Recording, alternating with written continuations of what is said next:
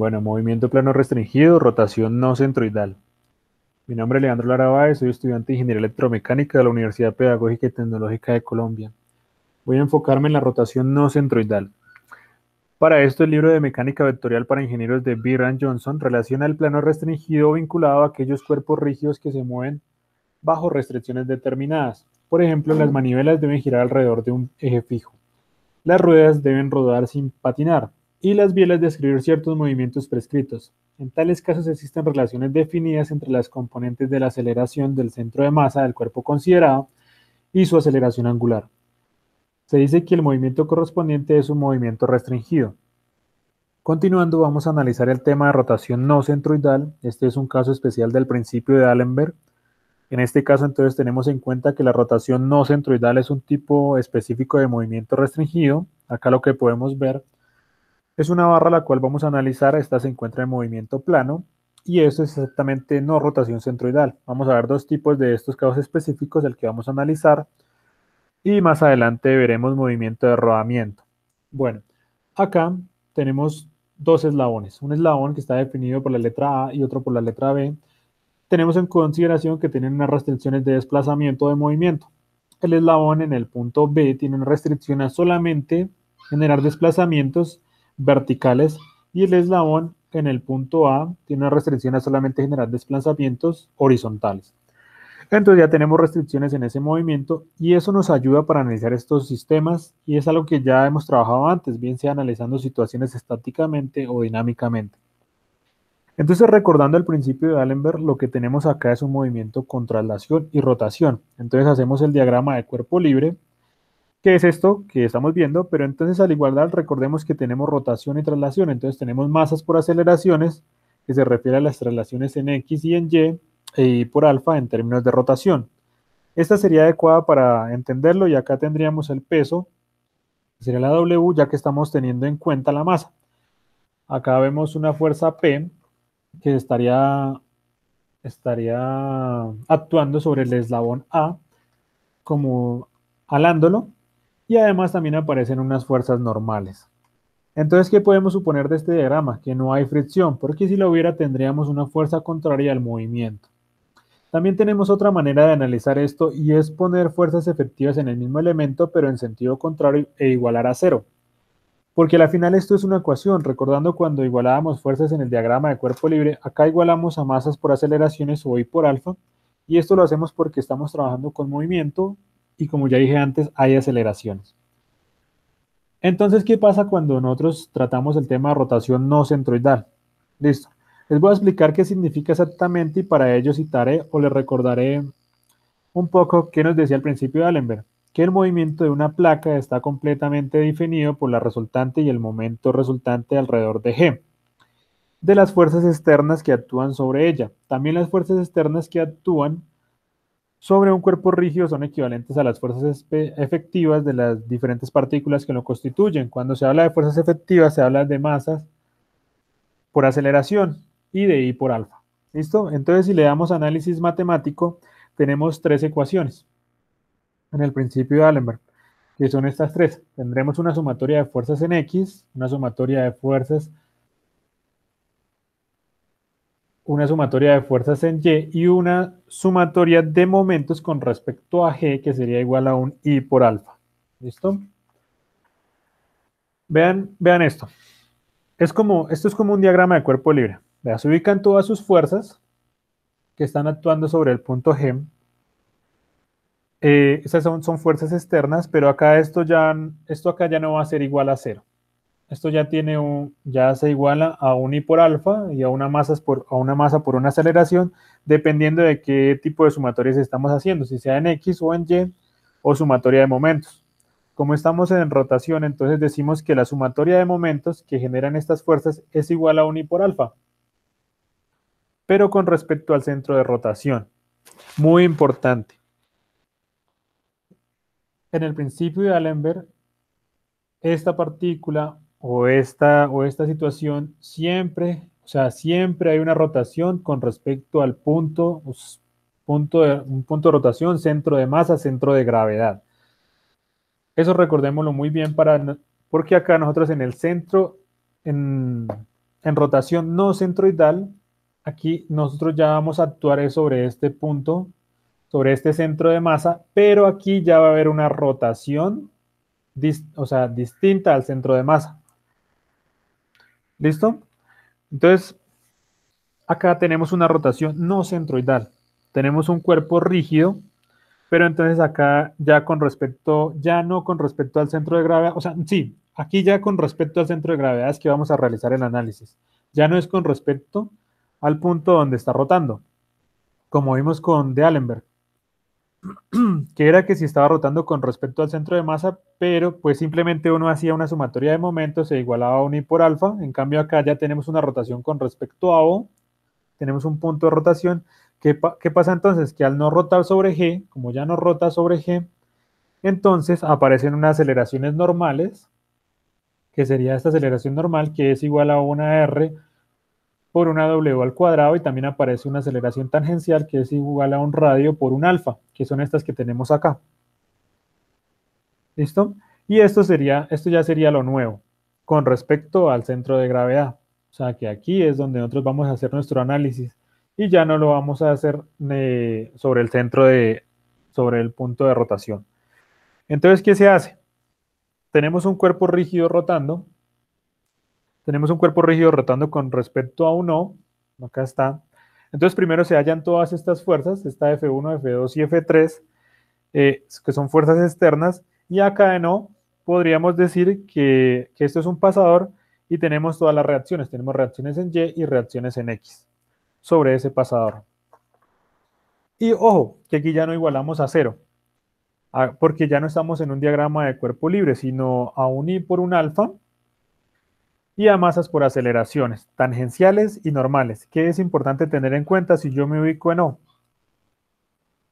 Lo que me aparece en este momento es una aceleración que hace que cuando yo tenga sumatoria de momentos tenga que tener en cuenta ese componente que es masa por aceleración tangencial, que eso es lo que nos va a dar el momento. ¿Listo?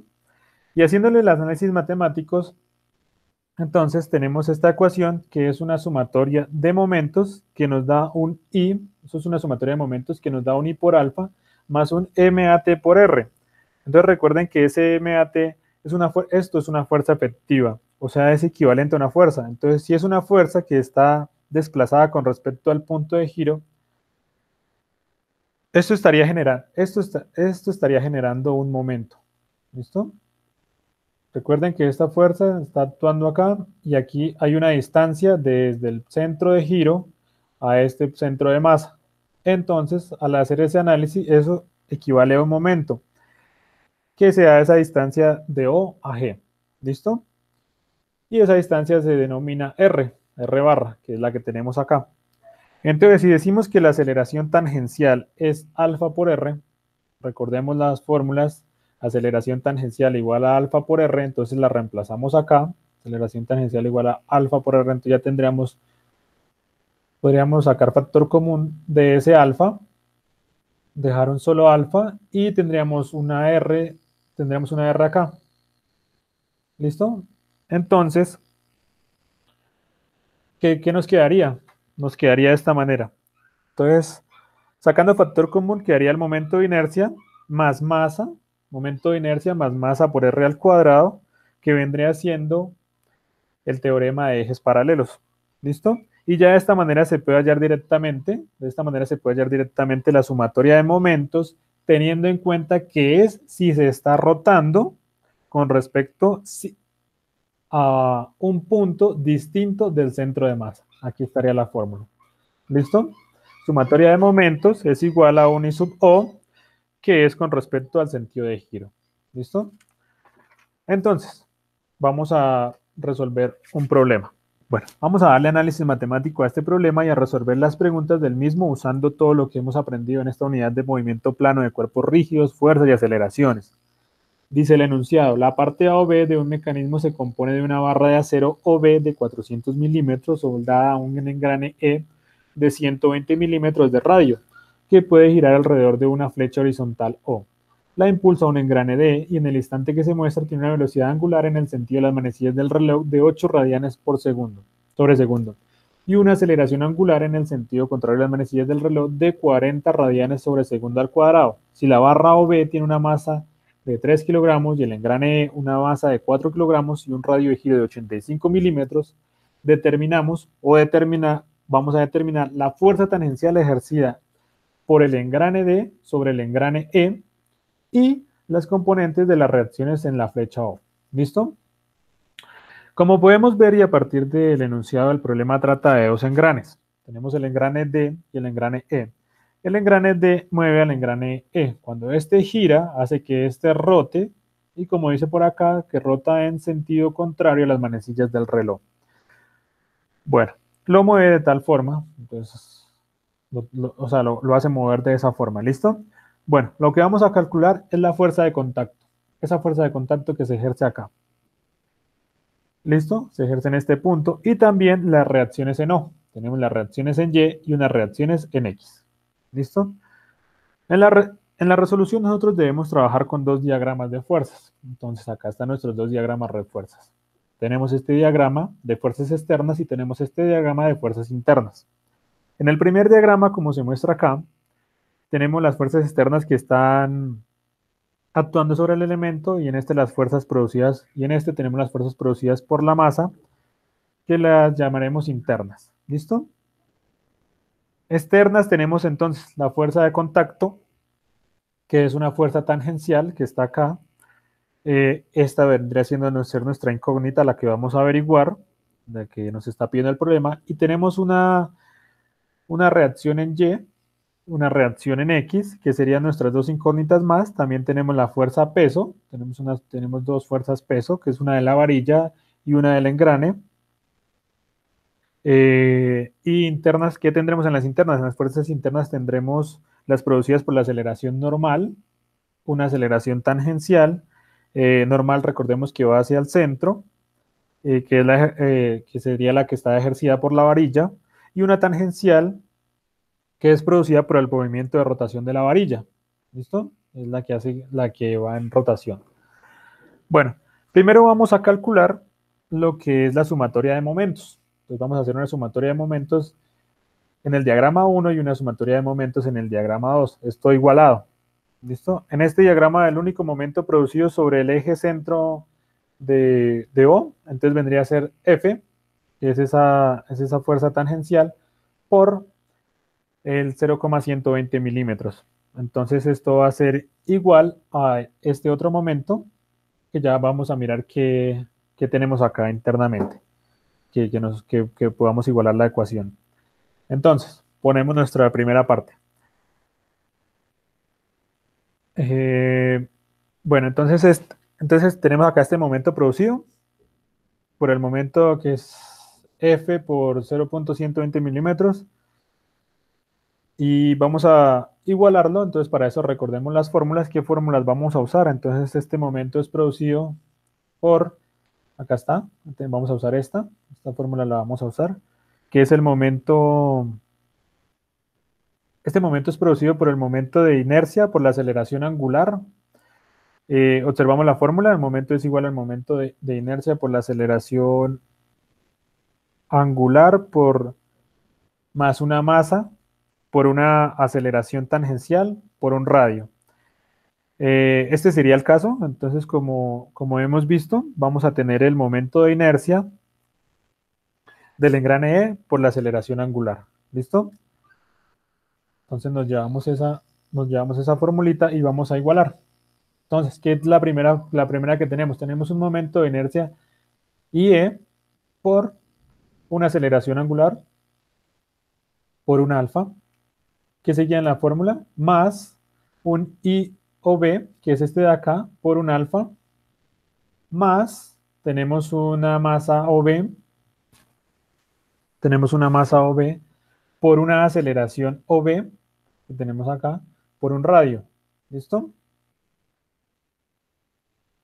Entonces,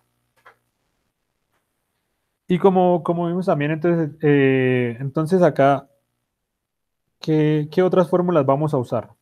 Entonces, tenemos que tener en cuenta que vamos a necesitar este momento de inercia en una varilla, también vamos a usar la aceleración tangencial y ya ya nos llevamos esta de acá.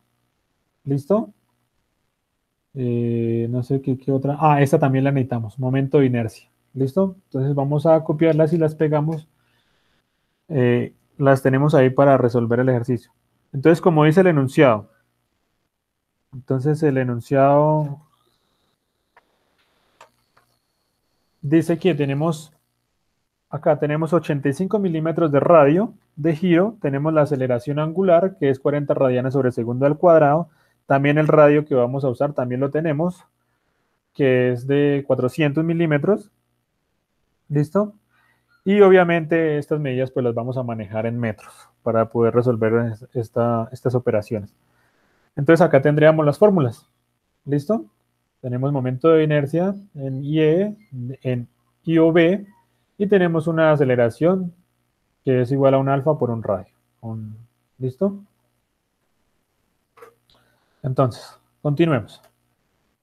Vamos a resolver primero el IE. IE es igual a una masa que ya la conocemos, que es 4 kilogramos por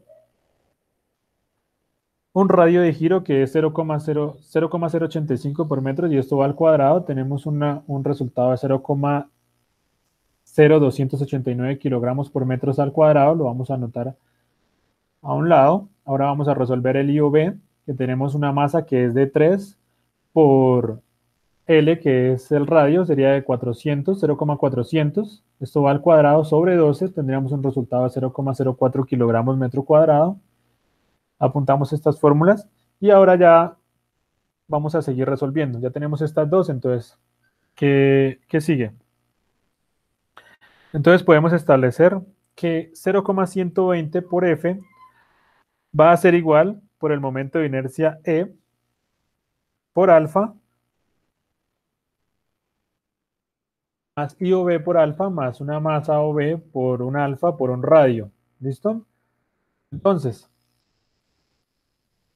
recordemos acá, aquí en esta parte de arriba, que esta aceleración es igual a un alfa por un radio. Entonces, nosotros reemplazamos acá abajo, reemplazamos esto porque estos datos sí los tenemos y nos está faltando un R. Entonces multiplicamos por R, entonces esto ya nos quedaría un ROV al cuadrado.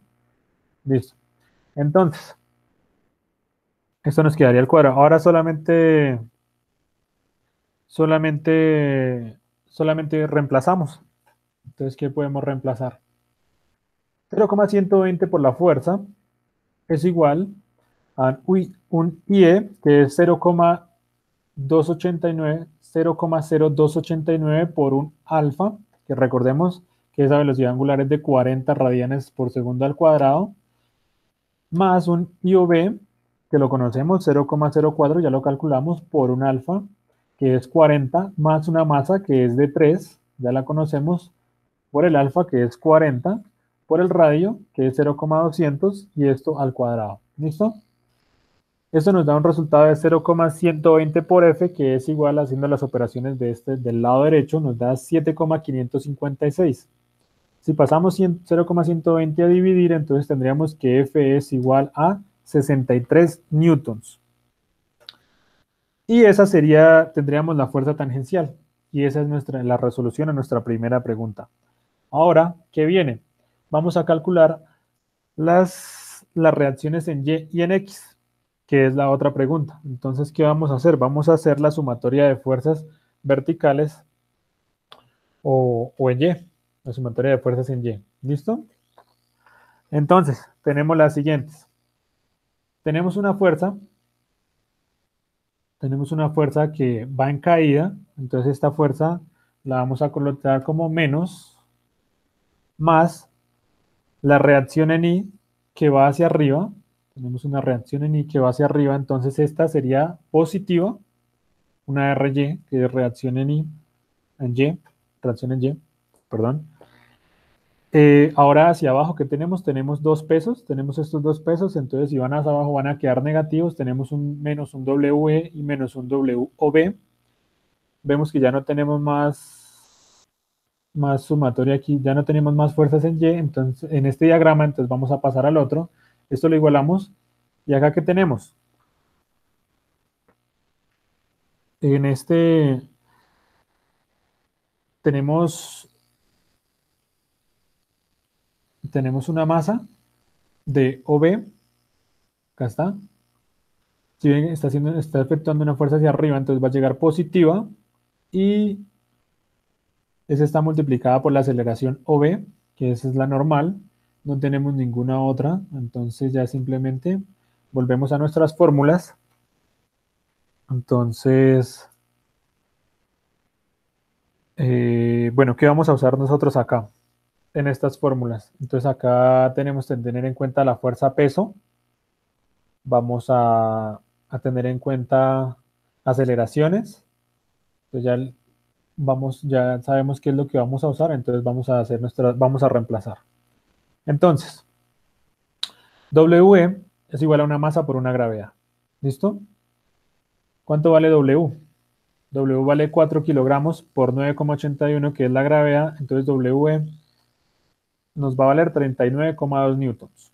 Ahora vamos a hallar W o B. 3 kilogramos por 9,81. ¿Listo? Nos da W o B un valor de 29,4 newtons. ¿Listo? Colocamos esto aquí a un lado. Y ahora vamos a analizar la aceleración OB normal, que es igual a W al cuadrado por R. ¿Listo? Entonces, ¿qué tenemos? Tenemos una velocidad, una aceleración angular que es de 8 radianes sobre segundo al cuadrado por un radio, y eso nos va a dar que esa aceleración es igual a 12,08 metros sobre segundo al cuadrado. Ese A o B, que eso es de la normal. ¿Listo? Bueno, lo apuntamos aquí a un ladito. Entonces ya tendríamos estos datos. Ahora simplemente reemplazamos. Menos F, que vale 63 newtons, que fue la primera incógnita que ya averiguamos. RY obviamente no la tenemos, entonces la vamos a dejar ahí, que es lo que vamos a averiguar, más RY. Menos W, ya lo analizamos, 39,2 menos WB 24,9 es igual a la masa, que es 3 por AOB, que es 12,8.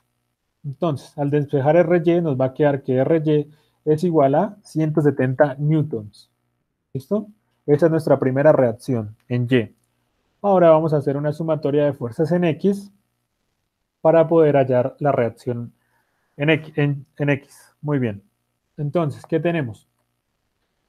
Tenemos que la reacción en X solamente está dada, mira, esta reacción en X en este diagrama solamente está dada por esta de acá, que es la masa MOV por la aceleración OB tangencial. Entonces